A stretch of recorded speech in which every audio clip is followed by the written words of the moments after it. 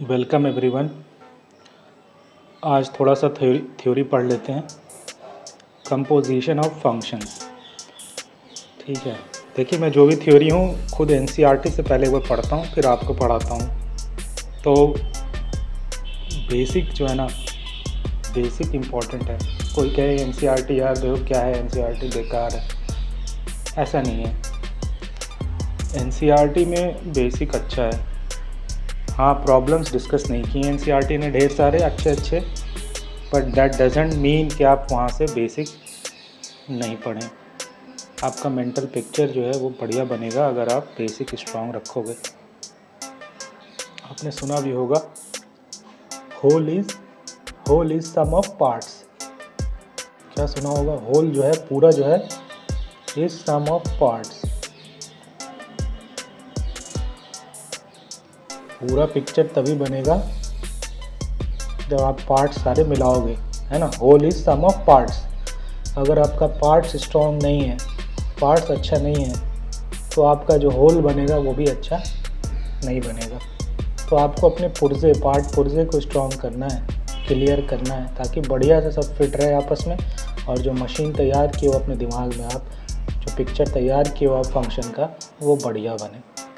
ठीक है, तो अगर आपका पार्ट्स अच्छे हैं, बेसिक अच्छा है, ठीक है ना, थोड़ा ही पढ़ना होता है थ्योरी। देखिए थ्योरी ज़्यादा नहीं है मैथ्स की। मैथ्स की थ्योरी जो है वो थोड़ा है। अगर ये मैथ्स का थ्योरी है तो फिज़िक्स का थ्योरी इतना बड़ा है, क्लास 11-12 का, कम से कम इसका डबल है। तो फिज़िक्स में बहुत पढ़ना है आपको, मैथ्स की थ्योरी इतनी ही है। तो वो थ्योरी एकदम क्लियर कट रखिए, तो उससे आपका प्रॉब्लम सॉल्व होगा। तो बेसिक्स पे ध्यान दीजिए। टफ़ क्वेश्चन अपने आप बनेंगे, आप प्रैक्टिस करते जाइए। जहाँ क्वेश्चन नहीं बन रहे हैं फिर से बेसिक पे जाइए। तो कंपोजिशन ऑफ फंक्शंस पढ़ना है। कंपोजिशन मतलब क्या होता है? मिला देना, यानी दो चीज़ों को मिला देना है। सपोज़ कीजिए एक फंक्शन आपका दिया हुआ था f, जो है सेट a से सेट b तक, है ना। और कोई दूसरा फंक्शन दिया हुआ है g, जो है सेट b से सेट c तक। ठीक है, तो एक फंक्शन हम लोग लिखते हैं g ऑफ f। ये क्या है? g ऑफ f पढ़ते हैं इसको, g ऑफ f। ये फंक्शन x है, x पर ऑपरेट करेगा, जो आपको ले जाएगा a से डायरेक्टली c पर। ठीक है ना। यानी कहने का मतलब, अगर ये सेट a था और ये b था और ये c था, a b c, तो f ने a का इनपुट लिया, है ना। f a का इनपुट लेगा और b में आउटपुट देगा। यानी कोई इनपुट लिया a का, सेट a का कोई इनपुट लिया और b में एक आउटपुट दे दिया, ये f ने किया। ठीक है, और g क्या कर रहा है? g b में इनपुट ले रहा है और c में आउटपुट दे रहा है। यानी b से कोई इनपुट ले रहा है, सपोज़ कीजिए यही वाला इनपुट ले रहा है, और c में एक आउटपुट दे रहा है आपको, ये g कर रहा है। ठीक है, f ने a में इनपुट लिया, b में आउटपुट दिया, g ने b में इनपुट लिया, c में आउटपुट दिया। तो हम अब एक फंक्शन डिफाइन कर रहे हैं g ऑफ f। तो g ऑफ f डिफाइन कर रहे हैं जो सीधा a से इनपुट लेगा और c में आउटपुट दे देगा, ये g ऑफ fx है। ठीक है, क्या है ये? g of fx। इसको ऐसे भी लिखते हैं, g ऑफ fx। ठीक है, इसको ऐसे लिखते हैं। इस चीज़ को हमने ऐसे लिखा है, g ऑफ fx, जो सीधा a से c तक ले जा रहा है। ठीक है ना। ठीक है, तो यही होता है g ऑफ fx। इसको आप एग्ज़ाम्पल से आसानी से समझ जाओगे। एग्ज़ाम्पल से बस इतना ही है कि जी जो मशीन है उसके इनपुट में हम पहले हर जगह x डाल रहे थे, अब उसके जगह पूरा का पूरा fx चला जाएगा। ये तो आप समझ गए होंगे कि f ने एक आउटपुट दिया सेट b में, जो दूसरे फंक्शन g का इनपुट बन गया है। ठीक है ना, यानी f का आउटपुट g के इनपुट में होना चाहिए। f का आउटपुट जो मिला वो g के इनपुट का पार्ट था, तो g ने उसको एज एन इनपुट लेके c में दे दिया। ठीक है, यानी उसको डायरेक्ट लिख सकते हैं g ऑफ fx, जो सीधा a से इनपुट ले रहा है और c में आउटपुट दे रहा है। ठीक है, ये पिक्चर दिमाग में रखना है कि ऐसा हो रहा है। ए से बी जा रहा है, फिर बी से सी जा रहा है, तो अपन डायरेक्टली ए से सी जा सकते हैं यूजिंग जी ऑफ एफ। ठीक है ना, ये पिक्चर दिमाग में आपको रखना है। और जी ऑफ एफ एक्स यानी जी के इनपुट में एफ एक्स है। ठीक है, इसको एग्जांपल से समझ लीजिए। इसको मैं मिटाता हूँ थोड़ा सा, एग्जांपल से चीज़ों को समझना आसान है। जैसे एफ एक्स मान लीजिए आपका एक फंक्शन था 2 sin x, और जी एक्स आपका एक फंक्शन था x² प्लस 6x प्लस 5। तो जी ऑफ एफ क्या हो जाएगा, यानी जी के इनपुट में पूरा का पूरा एफ एक्स डाल देना है ना। यानी जी के अंदर जो x ले रहे थे पहले, अब x की जगह एफ एक्स लेंगे। एफ एक्स क्या है, 2 sin x, यानी अब इतनी बड़ी सी चीज़ जी के अंदर डालना है। यानी ये क्या है बेसिकली, ये जी ऑफ 2 sin x, यानी x के बदले हर जगह sin x पुट करेंगे, है ना। यानी 2 sin x का whole square plus 6 into 2 sin x plus 5, है ना। हर जगह 2 sin x पुट कर दिए, पूरा का पूरा 2 sin x अब ये मशीन इनपुट में ले रहा है। तो ये आपका g ऑफ एफ एक्स हो गया। अगर उसी तरह आप f ऑफ जी एक्स निकालना चाहो वो भी निकाल सकते हो। यानी अब f के मशीन में क्या डालना है, पूरा का पूरा जी एक्स डालना है।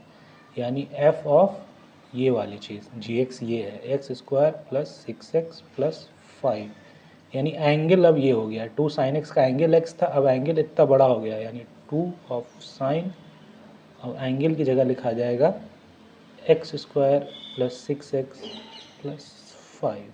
तो ये f ऑफ जी एक्स है और ये g ऑफ एफ एक्स है। तो यहाँ से तो ये समझिए कि देख के लग रहा है ये और ये इक्वल नहीं है, यानी f of g of F x is not equals to f of ji x, है ना। g of f of g के बराबर नहीं होता। यहाँ देखिए दोनों अलग अलग है। ये सब ऑब्जर्वेशन है, कोई तीर नहीं मार रहे हैं हम लोग, जो देख रहे हैं वही पढ़ रहे हैं। दोनों इक्वल नहीं है, ठीक है ना। तो ये तो g of F X not equals to F of G आपको समझ में आ गया होगा। ये भी समझ में आ गया होगा कि g ऑफ एफ जो है सीधा a से लेगा और b को जंप करता हुआ सीधा c में आउटपुट देगा, है ना। a से सीधा c रिलेट कर रहा है, a से सीधा c में आउटपुट दे रहा है। ठीक है, g ऑफ एफ एक्स। ठीक है, तो सिंपल सा है।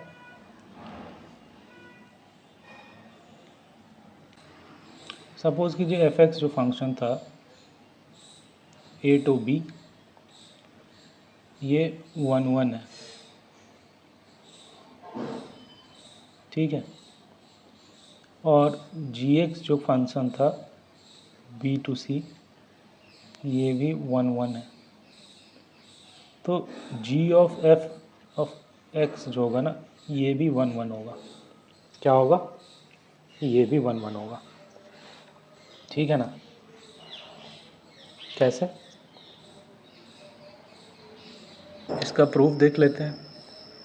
सपोज़ कीजिए x1 और x2 पे दो अलग अलग इनपुट पे g ऑफ एफ की वैल्यू सेम आ रही है, यानी g of f of x1 is equals to g of f of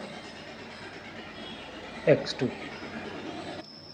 तो अगर दो x1 x2 पे वैल्यू सेम है, इसका मतलब होना क्या चाहिए, हमको प्रूफ क्या करना है, x1 इक्वल्स टू x2। यही 1 का कंडीशन है कि अगर दो अलग अलग इनपुट पे वैल्यू सेम हो रहा है, यानी इसका मतलब वो इनपुट अलग अलग नहीं है बल्कि सेम ही है, तभी एक पे एक मिल रहा है, वरना मेनी वन हो जाता, दो अलग अलग पे सेम वैल्यू मिल रहा है।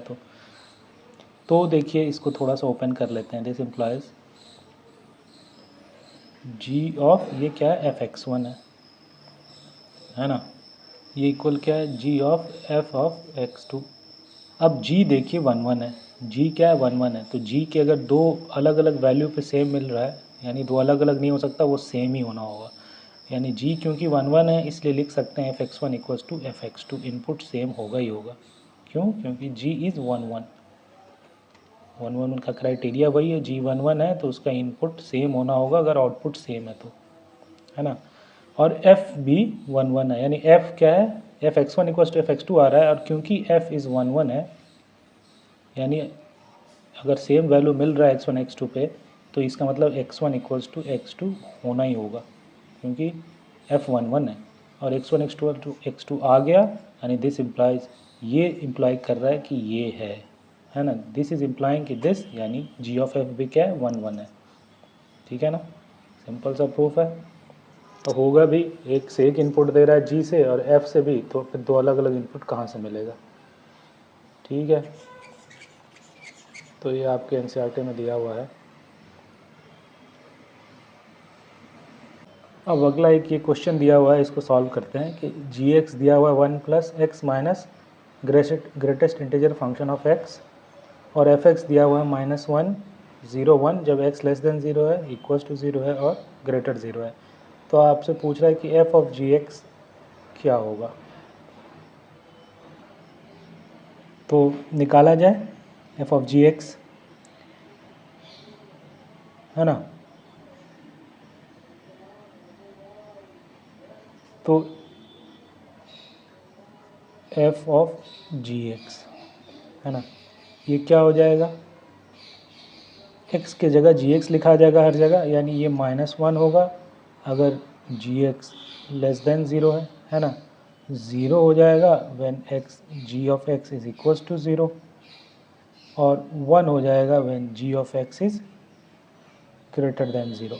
सिंपल, जो x था एफ एक्स में, उसके बदले हमने जी एक्स पुट कर दिया, तो ये एफ ऑफ जी एक्स हो गया। x यहाँ इधर पे नहीं था, इधर था कंडीशन में, तो कंडीशन में जी एक्स आ गया x के बदले, सेम वही चीज़ लिख दी। अब हमको इसको थोड़ा सा इवेलुएट करना होगा कि ये कब होगा, ये कब होगा, ये कब होगा। ठीक है ना, तो जी एक्स अपना दिया हुआ है 1 plus x minus greatest integer function of X, तो अपने को जी एक्स थोड़ा सा एनालाइज करना पड़ेगा। जी एक्स है 1 plus x minus greatest integer function of x. अब देखिए x minus greatest integer function of x क्या होता है, ये होता है फ्रैक्शन पार्ट ऑफ x। हमने पढ़ा था फ्रैक्शन पार्ट और इंटीजर पार्ट को जोड़ दो तो आपको वो नंबर मिल जाएगा। कोई भी नंबर दो ही चीज़ से मिलके बना होता है, उसका फ्रैक्शन पार्ट और उसका इंटीग्रल पार्ट, दोनों को जोड़ दो तो नंबर मिल जाएगा। तो x माइनस ग्रेटेस्ट इंटीजर क्या हो रहा है, फ्रैक्शन पार्ट, यानी जी एक्स क्या हो रहा है, जी एक्स है 1 plus fraction part of x, है ना। और फ्रैक्शन पार्ट ऑफ x देखिए क्या होता है, इट इज़ ऑलवेज पॉजिटिव, ये हमेशा ग्रेटर या इक्वल्स टू 0 होता है।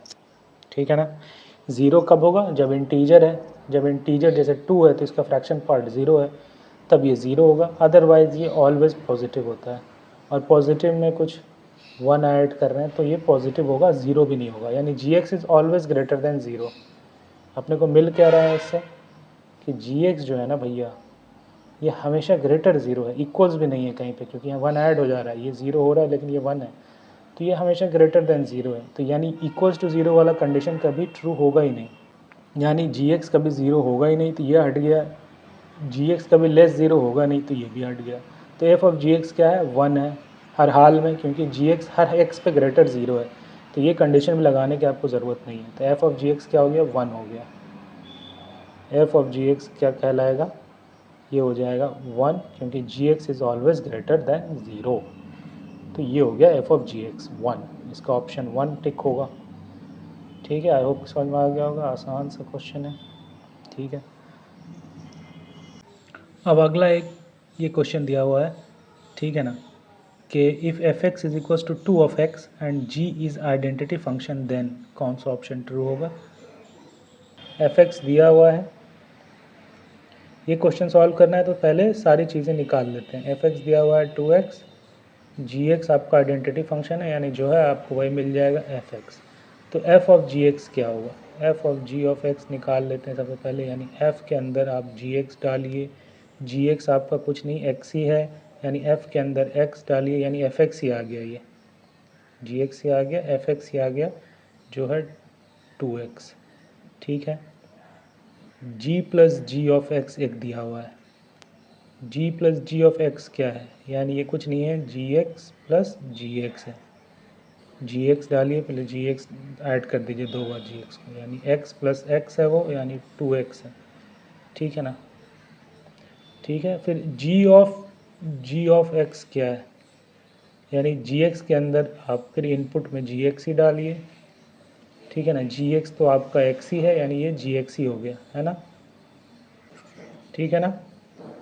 एक इनपुट और एक क्या और क्या दिया हुआ है, F plus F of X, यानी F of X plus F of X, ये क्या है, F of X plus F of X, यानी 2x प्लस 2x, ये है 4x। ठीक है ना। अब देखिए, क्या एफ ऑफ जी एक्स के बराबर है, नहीं, F of ji X F X के बराबर है। एफ ऑफ जी एक्स क्या है, एफ एक्स के बराबर है, तो ये ऑप्शन गलत हो गया। फिर दूसरा है G of X is equal to G of X, तो जी ऑफ एक्स के बराबर हो रहा है, ये ऑप्शन सही है। फिर F of G of X आपका आया था 2x, और G plus G of X भी आ रहा था 2x, तो ये दोनों भी इक्वल है, सी भी है उसका। डी देखिए, F of G of X equals to F plus F of X, F of G of X आपका 2x था और F plus F of X is 4x। ठीक है ना, तो इक्वल नहीं है, तो ये नहीं है, तो इसका दो ऑप्शन ट्रू है, बी और सी। ठीक है ना। ठीक है, आई होप कि आप लोगों को समझ में आया होगा ये क्वेश्चन।